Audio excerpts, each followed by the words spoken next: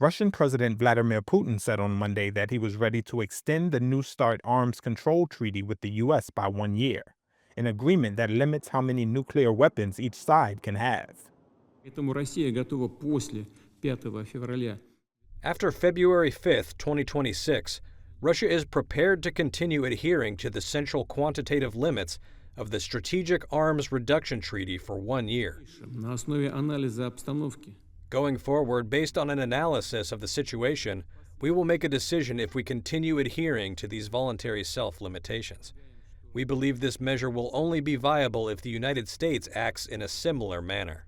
США будут действовать аналогичным образом. White House Press Secretary Caroline Leavitt said on Monday that President Donald Trump would respond publicly to Putin's proposal at a later time. The president is aware of this offer extended by President Putin, and I'll let him comment on it later. I think it sounds pretty good, but he wants to make some comments on that himself, and I will let him do that.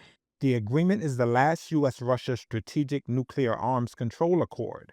It allowed for only one 5-year extension, which Putin and former President Joe Biden agreed to implement in 2021. The offer comes as Ukraine tries to convince Trump to impose harsher sanctions on Russia, something that Putin made public at a meeting of the Security Council.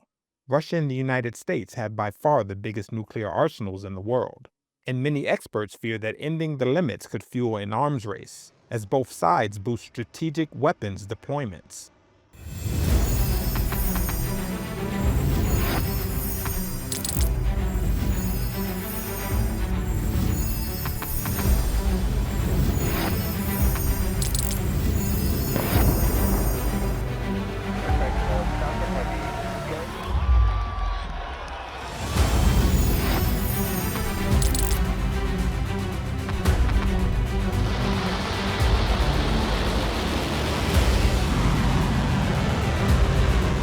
Been fighting so long and so hard that they don't know what the they're doing.